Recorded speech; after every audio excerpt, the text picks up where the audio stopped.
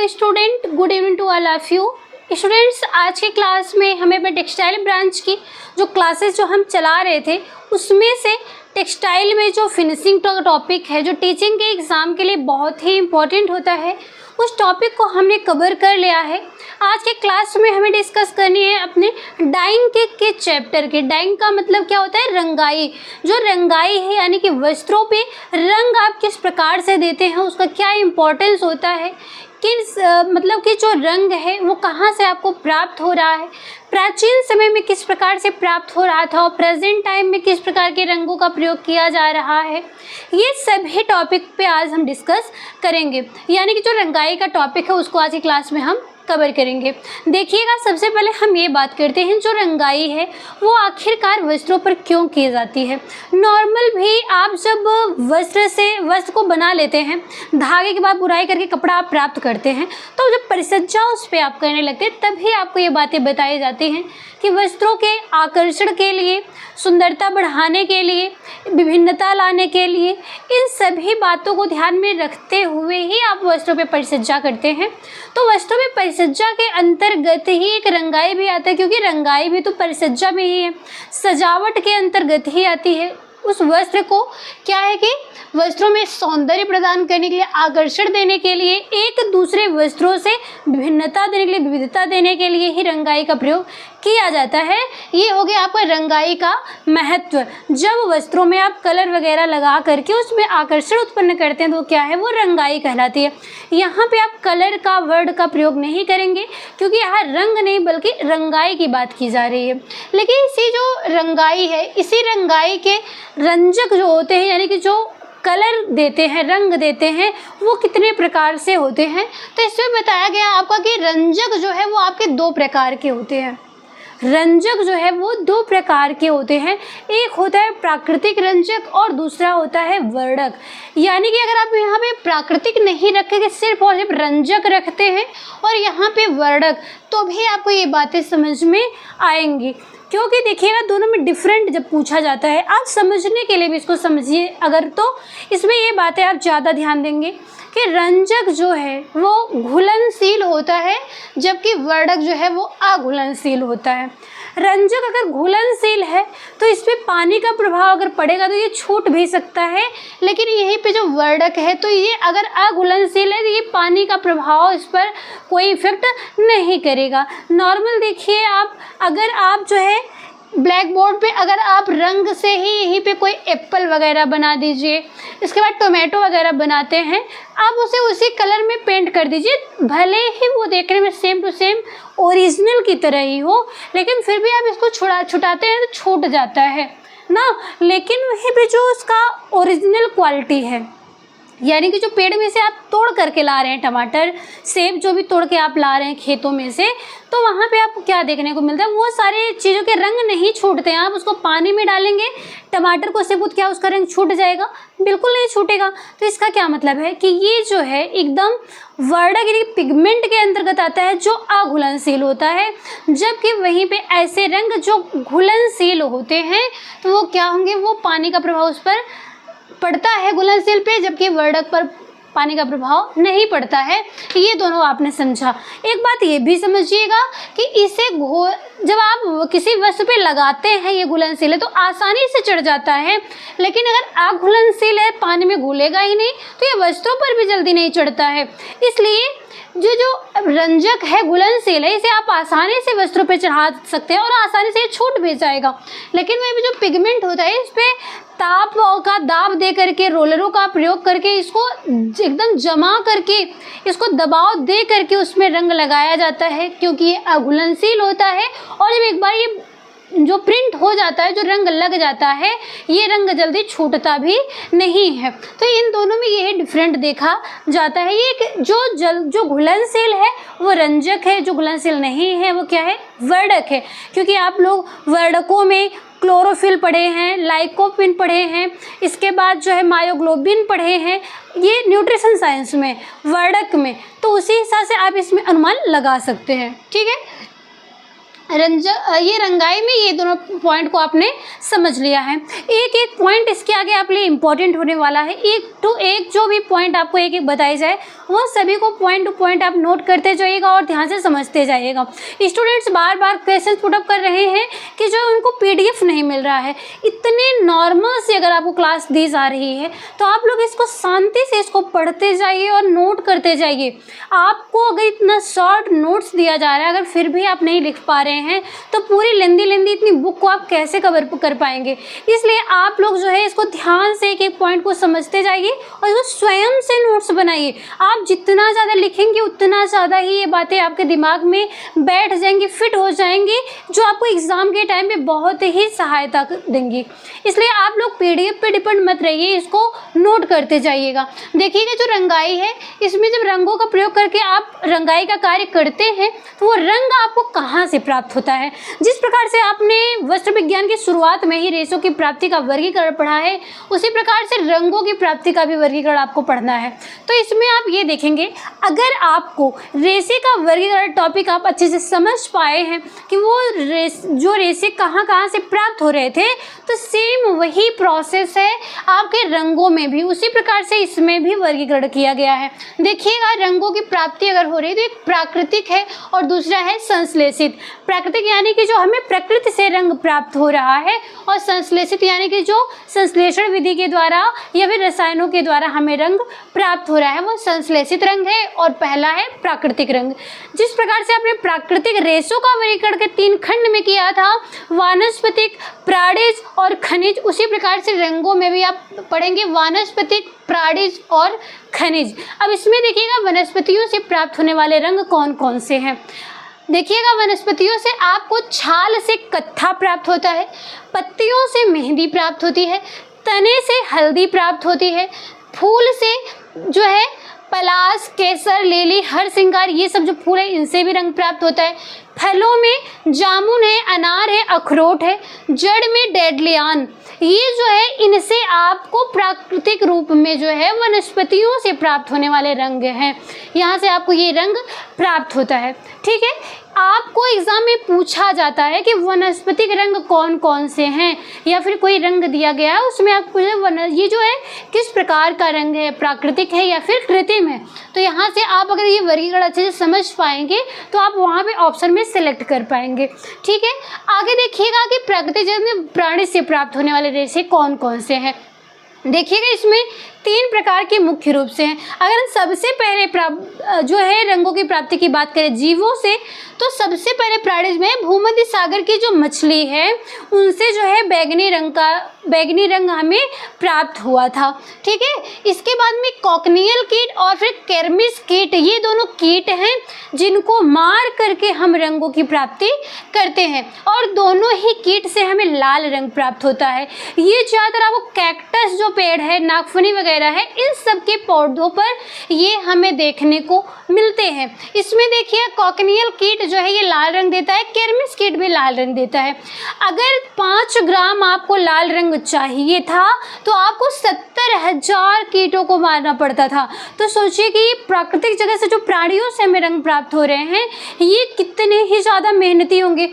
थोड़े से रंगों की प्राप्ति के लिए इतने ज़्यादा कीटों को हमें मारना पड़ता था। तो ये हो गया आपके प्राणी जगह से प्राप्त होने वाले रंग, जिनके द्वारा हम वस्त्रों की रंगाई करेंगे। इसके बाद है खनिज से प्राप्त होने वाले रंग। जो लोहे का चूर्ण होता है वो देखिए किस कलर में होता है, ब्राउन कलर में होता है। आप उसको क्या करते हैं, रंग बनाने के लिए उसे आप भिगो देते हैं, भिगोने के बाद उसको बाद में छान लेते हैं। तो आपको जो लोहे के चूर्ण से क्रोम लाल एवं भूरा रंग आपको प्राप्त हो जाता था। आप लोग देखे होंगे वस्त्रों पे कहीं लोहे का कहीं दाग धब्बा लगा, छूटता नहीं है। तो भूरे रंग को करने के लिए हम लोहे के चूर्ण का प्रयोग कर रहे थे। तो ये हो गया आपको प्राकृतिक जगह से प्राप्त होने वाले रंग। और प्राकृतिक जगह से प्राप्त होने वाले जो रंग है वो बहुत ही मेहनती यानी कि श्रमसाध्य भी होते थे, और फिर क्या है कि महंगे भी होते थे, क्योंकि ये बहुत ही मेहनत से ये सारी चीज़ें प्राप्त हो रही थी। अब हम बात करेंगे रंगों की प्राप्ति जो संश्लेषित रंग है, यानी कि जो रसायनों के द्वारा तैयार किए जाने वाला रंग है। इसमें देखिएगा ये रंगों को आप देख लीजिएगा, और इसके साथ ही साथ इन रंगों का प्रयोग किस प्रकार के वस्त्रों पे किया जा रहा है। देखिएगा संश्लेषित रंगों में सबसे पहले प्रत्यक्ष डाई यानी कि प्रत्यक्ष रंगाई जो होती है, जो डायरेक्ट रंगाई की जा रही किसी वस्त्रों पे, वो है कॉटन का रेशा। कॉटन के जो रेशे से प्राप्त होने वाले वस्त्र हैं, उस प्रकार के वस्त्रों पे प्रत्यक्ष डाई का प्रयोग किया जाता है। इसके बाद है अम्लीय डाई। आपसे एग्जाम में ये सब पूछा जाता है कि ये जो रंगाई है किस प्रकार से प्राप्त होने वाले रेशों के वस्त्रों पर किया जाता है, या फिर इस प्रकार से पूछा जाता है कि ये रेशों के नाम और वस्त्रों के नाम देता है और पूछता है कि इस पर किस प्रकार के संश्लेषित रंगों का प्रयोग किया जाता है। तो अगर आपको ये इतने शॉर्ट में ही ये पॉइंट अगर आप रट लेते हैं, एकदम से याद कर लेते हैं, तो आपको कहीं भी भटकने की आवश्यकता नहीं पड़ेगी। देखिएगा इसमें प्रत्यक्ष डाई में आप जो है कॉटन का रेशे से प्राप्त होने वाले रंग वस्त्रों पे प्रयोग कर रहे थे, और अम्लीय डाई में प्राणिज रेशा यानी कि जो प्राणियों से प्राप्त हो रहा है, जैसे कि जो है ऊनी वस्त्र और फिर रेशमी वस्त्रों पे ये अम्लीय रंगों का प्रयोग किया जाता है। फिर क्षारीय डाई यानी कि क्षारीय जो रंगाई है वो वानस्पतिक रेशे यानी कि जो वनस्पतियों से प्राप्त होने वाले जो सेलुलोजिक रेशे हैं उनसे प्राप्त होने वाले वस्त्रों पे क्षारीय डाई का प्रयोग किया जाता है। एक है वेट डाई। जो वेट डाई है ये भी वानस्पतिक रेशों पर प्रयोग किया जाता है। विकसित डाई है ये भी वानस्पतिक रेशों पे। सल्फर डाई वानस्पतिक रेशों पर जो है इसका रंग का जो है गहरा प्रभाव पड़ता है। डिस्पर्स डाई जो है वो पॉलिएस्टर रेशे पे। रिएक्टिव डाई जो है वो वानस्पतिक यानी कि सेलुलोजिक या वानस्पतिक दोनों में से आप कुछ भी कह सकते हैं, वानस्पतिक रेशों से प्राप्त होने वाले वस्त्रों पे। फिर एक है एजो डाई। एजो डाई जो है अगर आप देखें तो प्रेजेंट टाइम में इसको बैन कर दिया गया है। एग्जाम में आपसे पूछा जाता है टीएसटी पीएचडी में कि जो है कौन से ऐसा रंग है जो गवर्नमेंट ऑफ इंडिया GOI आपको दिखाया गया है यहाँ पे GOI गवर्नमेंट ऑफ इंडिया के द्वारा बैन कर दिया, क्योंकि इस प्रकार से जिस वस्त्रों की रंगाई की जाती थी उनको धारण करने पे लोगों को जो है स्किन कैंसर हो रहा था, इसलिए इस रंग को जो है बैन कर दिया गया पूरी तरह से। ये एजो डाई है। Azo dye government of India के द्वारा बैन किया गया जो रंग है वो संश्लेषित रंगों में एजो डाई होता है। ये पॉइंट बहुत ही ज़्यादा बार आपसे एग्जाम में पूछा गया है, इसलिए इस पॉइंट को आप जरूर याद रखिएगा। इसके बाद देखिएगा मॉर्डेंट डाई होता है। मॉर्डेंट जो डाई है ये खास करके वस्त्रों पे रंगों को पक्का करने के लिए डाला जाता है, जो बंधक का कार्य करता है, यानी कि रंग को वस्त्रों में बांध देने का कार्य करता है, इसलिए इसे मॉर्डेंट डाई या बंधक रंग के नाम से जाना जाता है। रंग पैदा करने हेतु इसमें यानी कि जो रंग है उसको पक्का कर दिया जाता है। ठीक है, यहाँ पे जो हमें पैदा करना लिखा है यहाँ पे आप इसको पक्का करने हेतु भी लिख सकते हैं। देखिएगा रंग पक्का करने हेतु इस मॉडर्न डाई का प्रयोग किया जाता है। तो ये हो गया आपका रंजक और वर्णक, और उसके साथ ही साथ रंगों की जो प्राप्ति हो रही है आपको प्राकृतिक रूप से और संश्लेषित रूप से, ये चीज़ें यहाँ पे आपने यहाँ तक समझ लिया है। इसे आप पॉइंट टू पॉइंट नोट भी कर लीजिए, अगर स्क्रीनशॉट लेना हो तो आप यहाँ से इसको इतना ले सकते हैं। ठीक है, आगे आप लोग ये देखिएगा, ये जो रंग आपने पढ़ा इन रंगों में जो है किस प्रकार से आप वस्त्रों पे रंगाई अब करेंगे। इसके पहले तो अपने रंग कहाँ से प्राप्त हो रहा है, किस प्रकार के रेशे पे बने हुए वस्त्रों पे आप प्रयोग करेंगे, वो चीज़ें आपने पढ़ा। लेकिन अब आप देखेंगे कि वस्त्रों पे रंगाई जब आप करते हैं तो किन किन अवस्थाओं में करते हैं। आपने वस्त्र विज्ञान की शुरुआत में ही जो इसकी संरचना को पढ़ा, जहाँ पे रेशा, धागा, कपड़ा और पहनने योग्य कपड़े को पढ़ा, वहीं पे आपने ये जो 4-5 पॉइंट देखा है, उसी 4-5 पॉइंट में आपको ये बताया जाएगा कि कब आप जो है वस्त्रों पे रंगाई करेंगे, वो 4 वर्डों में ही। तो देखिएगा यहाँ पे रंगाई की अवस्था में 3 वर्डों का प्रयोग किया गया है, रेशा, धागा और कपड़ा। इसमें ये बताया गया है कि आप जो है वस्त्रों की आवश्यकता के अनुसार, उस पर गुणवत्ता ले आने के अनुसार आप जो है वस्त्रों पे रंगाई करते हैं। आप इतना समझिएगा, अगर कोई भी वस्त्र है, वस्त्र तैयार होने के बाद जब आप उस पर रंगाई करेंगे ऊपर से, तो जो है वो बस ऊपरी सतह पे होगा। अगर वो जो रंग को एब्जॉर्ब करने वाला होगा, अवशोषित करने वाला होगा, तो जो है वो अवशोषित कर लेगा। लेकिन अगर ऐसा कोई वस्त्र है जो रंगों को अपने में अवशोषित न कर पा रहा हो, तो आपके लिए बहुत अच्छा क्या होगा कि आप उसको धागे के रूप में ही रंग लीजिए या फिर उसको रेशे के रूप में ही रंग लीजिए, तो आपका जो है रंग वो पक्का होगा और अंदर तक रंग जो है उस वस्त्र में प्रवेश कर जाएगा। तो रंगाई की अवस्था में आपको जो 3 पॉइंट बताया गया, रेशा, धागा और कपड़ा यानी कि जो कच्चा माल है वस्त्र का, कपड़े का, उस अवस्था में भी आप रंग कर सकते हैं, रंगाई कर सकते हैं। या फिर जब धागे की लच्छियाँ आपने बना ली हैं उसमें भी रंगाई कर सकते हैं। और बाद में जब आपको कपड़ा पूरी तरह से प्राप्त हो जाता है तब भी आप जो उसकी रंगाई कर सकते हैं। इसमें देखिएगा, सबसे पहले जब रेशा है वो कच्चे माल में है तब इसमें 3 विधियों का प्रयोग किया जाता है, टॉप, डॉप और स्टॉक। इसमें ये चीज़ आप देख लीजिएगा, टॉप, इसमें टॉप, डॉप और 1 मिनट रुकिएगा, यहाँ देखिएगा टॉप, डॉप और स्टॉक, ये 3 प्रकार की जो है अवस्थाएं में बताई गई है। रेशे की अवस्था में टॉप रंग जो होते हैं उन्हीं रेशों के लिए प्रयोग करते हैं, डॉप जो है वो कृत्रिम रेशों के लिए, और वे स्टॉक जो है वो प्राकृतिक रेशों की रंगाई के लिए प्रयोग करते हैं। एग्जाम में आपसे पूछा जाता है कि रंगाई की अवस्था में जो है कच्चे माल पे टॉप, डॉप और स्टॉक से ये टॉपिक पूछा जाता है कि टॉप रंगाई कब की जाती है, किस प्रकार के रेशों पे की जाती है, डॉप कब की जाती है, स्टॉक कब की जाती है और किस प्रकार के रेशे पे की जाती है। अगर कब की जाती है पूछा जाता है यानी कि रेशे की बात पूछी जा रही है कि जब वो कच्चे माल में है, रेशे में है, तब रंगाई की जा रही है। या फिर रेशा पूछ रहा है कि टॉप पर जो रंगाई है वो किस प्रकार के रेशे पे होता है, तो आप बताएंगे उन्हीं रेशे पर होता है। डॉप जो है कृत्रिम रेशे पे होता है और फिर स्टॉक जो है वो प्राकृतिक रेशे पे होता है। और कच्चे माल का क्या मतलब होता है, कोई भी चीज़ आप बना रहे हैं, पूरा जो होल पॉइंट है, संपूर्ण चीज़ें हैं जो भी है, चाहे वस्त्र हो चाहे भी कोई खाद्य पदार्थ आप बना रहे हो, जो पूरा एक तैयार रूप होता है, उसको बनाने के लिए जिन जिन छोटी सामग्रियों का प्रयोग करते हैं वो आपका कच्चे माल के अंतर्गत आता है। ठीक है, तो यहाँ पे आपका कच्चा माल वस्त्र विज्ञान में क्या है, रेशा है। इसके बाद है धागा।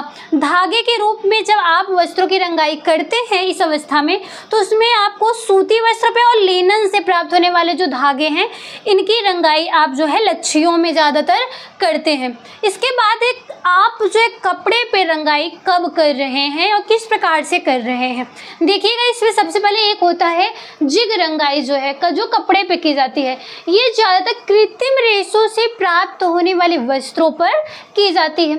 दूसरा है क्रॉस डाई। क्रॉस डाई का मतलब होता है कि 2 या 2 से अधिक रेशों से बने हुए कपड़े पे जो ऐसा वस्त्र है जो 2 या 2 से अधिक किस्म के रेशों से बनाया गया है, तो उस पे जो है कुछ रेशों पे रंग हल्का चढ़ेगा, कुछ रेशों पे जो है गहरा चढ़ेगा। तो इस प्रकार से जब आप रंगाई करते हैं अलग अलग रेशों से बनने वाले वस्त्रों पे, यानी कई प्रकार के रेशे हैं लेकिन उनको मिश्रित रूप दे करके एक कपड़ा बनाया गया है, तब आप कपड़े के रूप में जब रंगाई करते हैं तो कुछ रेशों पे गहरा रंग चढ़ेगा और कुछ रेशों पे जो है वो हल्का रंग चढ़ेगा। तो यहाँ पे 2 या 2 से अधिक जो है रेशों से बने हुए कपड़े पर चढ़ाया जाता है। और इसमें ये बताया गया रंग इसमें समान नहीं हो पाता है। ठीक है, अगला है यूनियन या संयुक्त डाई। इसमें क्या होता है कि विभिन्न प्रकार के वर्गों से प्राप्त होने रेशों के बने हुए कपड़ों पे रंगाई तो की जा रही है, लेकिन यूनियन का मतलब होता है कि इसमें जो रंग चढ़ेगा वस्त्रों पे वो एक दूसरे के समान होगा, भले ही वो अलग अलग रेशों के बने हुए हैं कपड़े, लेकिन फिर भी उस पे जो रंग है वो समान चढ़ेगा। ठीक है, क्रॉस डाई में रंग एक समान नहीं होता है, ये भी कई किस्म के रेशों को मिश्रित करके बनाया जाता है, लेकिन इस पे रंग जो समान नहीं होता है। कब? क्रॉस डाई में। लेकिन इस संयुक्त डाई में अगर आप बात करते हैं यूनियन डाई में, तो इसमें जो 2 या 2 से अधिक रेशों से बनाया भले ही जाता है वस्त्र, लेकिन यहाँ पे जो है रंग एक दूसरे से समान होता है, पूरे वस्त्रों में एक समान रंग ही होता है। इसके बाद है रील या बैग डाई। इसमें क्या होता है कि हल्के वजन के जो वस्त्र होते हैं उनके लिए रील या बैग डाई का रंगाई का प्रयोग किया जाता है। इसके बाद है निरंतर मशीन द्वारा रंगाई। वस्त्रों पे जो है अगर अधिक लंबे व बड़े वस्त्रों पे रंगाई करनी इंडस्ट्री वगैरह में, तो वहाँ पे जो है रोलरों की सहायता से निरंतर मशीन के द्वारा रंगाई की जाती है। इसके बाद है बंधेज रंगाई। बंधेज को टाई एंड डाई विधि के नाम से भी जाना जाता है, इसे बांधनी के नाम से भी जाना जाता है। ये सूती वस्त्रों पे, ऊनी वस्त्रों पे और रेशमी वस्त्रों पर की जाती है। बंधेज में आते हैं जो कपड़ों को जो है जगह जगह पे बांध करके धागों इत्यादि से रंगाई कर दी जाती है, और फिर क्या होता है वो धागों को बाद में वस्त्र को सुखाने के बाद खोल दिया जाता है तो पूरे वस्त्रों पे जो है रंग चढ़ जाता है, जहाँ जहाँ धागा बंधा हुआ है वहाँ पे रंग नहीं चढ़ता है। आगे आपको जो है जो पारंपरिक वस्त्र इत्यादि बताए जाएंगे, इसमें ये टॉपिक अच्छे से बताया जाएगा कि ये जो बंधे जो है इसका प्रयोग किस प्रकार से किया जा रहा है। यहाँ आपको सिर्फ और सिर्फ रंगाई की अवस्था में ये चीज़ें बताई गई हैं कि रेशा और धागा फिर कपड़े में किस प्रकार से आप रंगाई को करते हैं। आगे हम देखते हैं कि जो अपना रंगाई है, रंगाई की कुछ टर्मिनोलॉजी, कुछ शब्दावलियाँ जहाँ से ज़्यादातर एग्जाम में आपसे क्वेश्चन पुटअप किए जाते हैं। जो है आपका ये क्वेश्चन अगर एग्जाम में आता है वो मैच दी फॉलोइंग में ज़्यादातर करके दिया जाता है, या फिर ऑप्शनल में एक एक करके पूछा जाता है। ये एक्सप्लेनेशन जो है आपको क्वेश्चन में देगा, फिर ये जो शब्दावलियां हैं इनको ऑप्शन में देकर ये पूछता है कि इनमें से कौन सा हो सकता है। जैसे एग्जाम में ये पूछेगा कि रंग को पानी में घोलने वाले जो कर्मक है, एजेंट है, वो कौन से होते हैं, तो आपको ऑप्शन में से सेलेक्ट करना होगा वेटिंग एजेंट।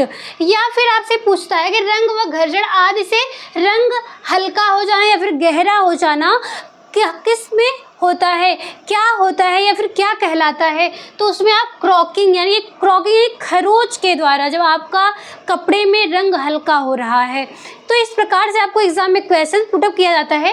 वो सभी शब्दावलियों को एक जगह पे करके आपको आसानी से याद करने के लिए बताया गया है। देखिएगा इसमें रंगाई की शब्दावलियों में टर्मिनोलॉजी में वेटिंग एजेंट जो होता है उसका क्या कार्य होता है कि रंगों को पानी में घोलने वाले जो कर्मक होते हैं, यानी कुछ एजेंट ऐसा रंग में डाला जाता है जिसकी वजह से वो रंग जो है पानी में आसानी से घुल जाते हैं, उसे वेटिंग एजेंट के नाम से जाना जाता है। अगला पॉइंट है क्रॉकिंग। क्रॉकिंग यानी कि देखिएगा खरोच जब लगता है, रगड़ व घर्षण आदि से रंग हल्का व गहरा करना। जब कुछ रंग ऐसे होते हैं आप जितना ही रगड़ते हैं वो डार्क होता जाता है, या फिर कुछ रंग ऐसे भी होते हैं जो रगड़ व घर्षण के कारण कपड़े पे जो है रंग हल्का हो जाता है, उसे क्रॉकिंग के नाम से जाना जाता है। ठीक है, आगे देखिएगा माइग्रेशन का मतलब होता है स्थानांतरण। माइग्रेशन का हिंदी रूपांतरण जो है या स्थानांतरण, ये आपको अलग अलग देखने को मिल सकता है, इसलिए आप ज़्यादातर ये इंग्लिश वर्ड को ही इम्पोर्टेंस देंगे। माइग्रेशन मतलब आप लोग जब है एडमिशन लिए होंगे, कुछ लोग जो है दूसरी यूनिवर्सिटी से ग्रेजुएशन किए होंगे, फिर दूसरी यूनिवर्सिटी में जाके पोस्ट ग्रेजुएशन किए होंगे, या फिर बीएड वगैरह डीएलएड करने के लिए जो है दूसरी यूनिवर्सिटी से जाके किए होंगे, तो आपका एक यूनिवर्सिटी से दूसरे में जाने के लिए माइग्रेशन सर्टिफिकेट मांगा जाता है। तो इसका मतलब है कि आपने एक जगह से अपनी जो तैयारी है, कंटिन्यूटी आप कर रहे थे, वहाँ से दूसरे में स्थानांतरित हो रहे हैं, इसी वजह से आपका माइग्रेशन सर्टिफिकेट बनता है। तो इसी प्रकार से यहाँ पे माइग्रेशन शब्द का प्रयोग किया गया है, स्थानांतरण। इसका मतलब है रंगाई का एक स्थान से दूसरे स्थान पर जाना।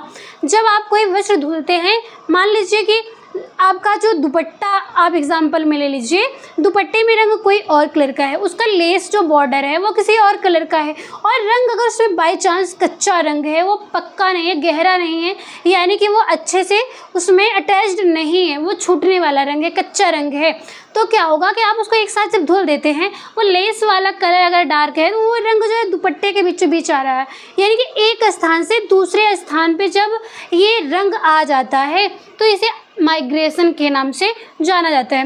और इसके साथ ही साथ जब यही वर्ड माइग्रेशन है आपको छपाई वाले टॉपिक में बताया जाएगा, तो वहाँ पे ये चीज़ें होती है कि जब एक स्थान से दूसरे स्थान पर आप कोई छपाई ले जा कर के करते हैं, जैसे एक स्टिकर आप लोग देखें चॉकलेट वगैरह में मिलता है, दीवारों में बड़े बड़े पोस्टर जो आप चिपका हुआ देखते हैं, आप देखते हैं वो पोस्टर नहीं बल्कि दीवार में वो पेंटिंग के द्वारा सुंदर सुंदर ऐड जो है वो लगाया गया है। तो वहाँ क्या होता है कि डिजिटल प्रिंटिंग जिस प्रकार से की जाती है, उसी प्रकार से जो है बड़े बड़े पॉलीथीन वगैरह में वो चित्र जो है बनाए जाते हैं, वहाँ से स्टिकर के तौर पे एक जगह से आप लेकर के दूसरे स्थान पर उसको चिपका करके उसको उखाड़ लेते हैं पॉलीथीन, तो पूरा जो फिगर वह दीवार पे लग जाता है।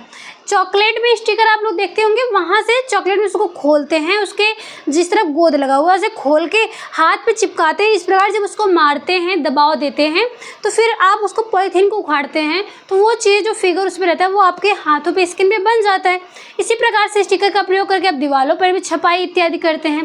तो वही चीज़ें आपको छपाई में बताई जाएंगी। एक स्थान से आप एक स्थान पे छपाई या रंगाई की, वहाँ से उसको उठा के दूसरे स्थान पे कर ले रहे हैं, वो आपका माइग्रेशन के अंतर्गत आता है। अगला है फ्रॉस्टिंग, जिसकी हिंदी होती है स्थानीकृत रगड़।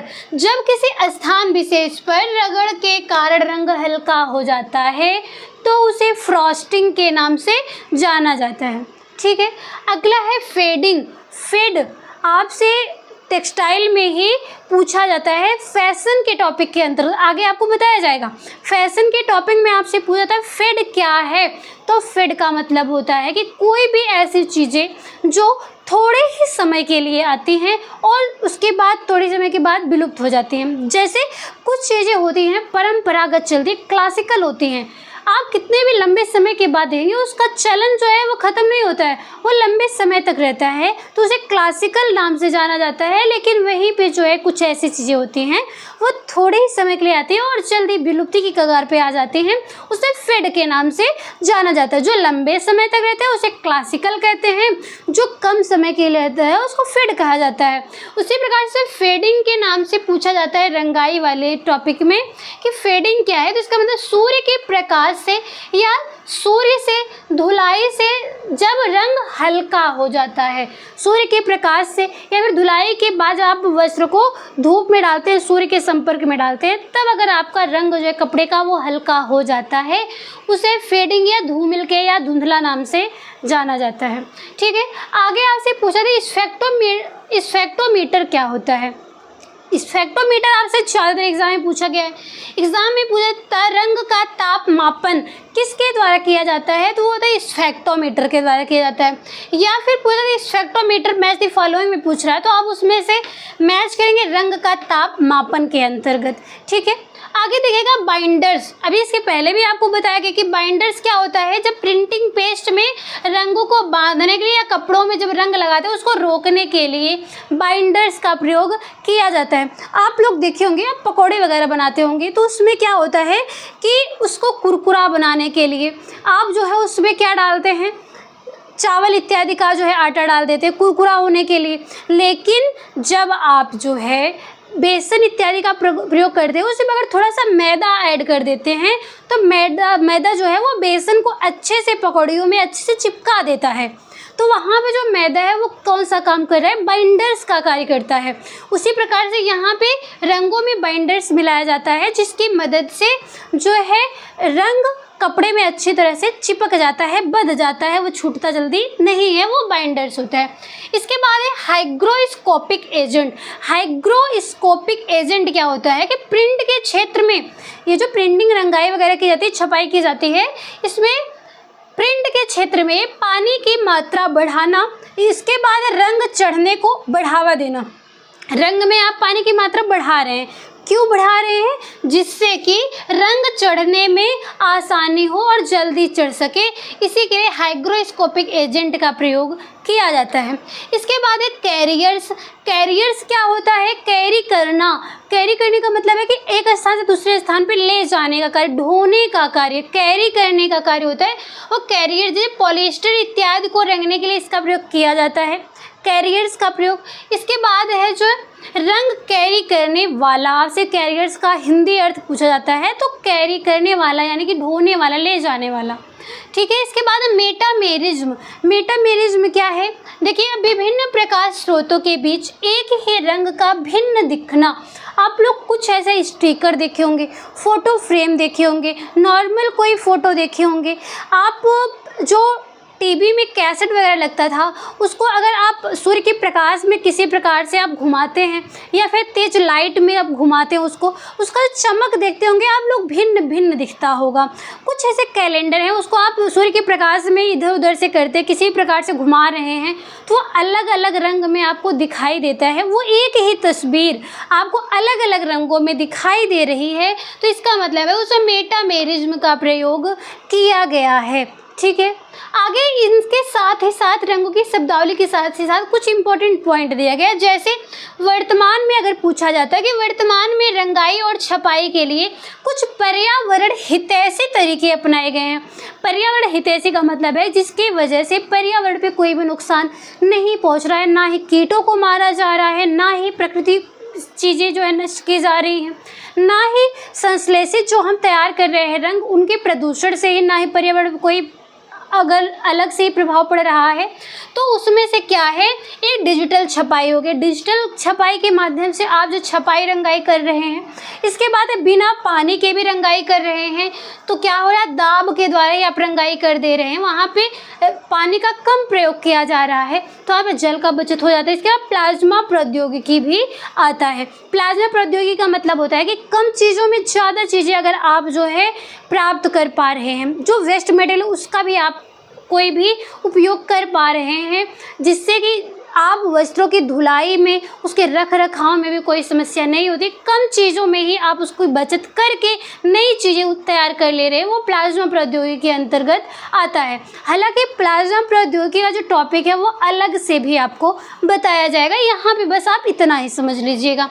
जो पर्यावरण हितैषी रंगाई छपाई के अंतर्गत आ रही हैं वो विधियाँ।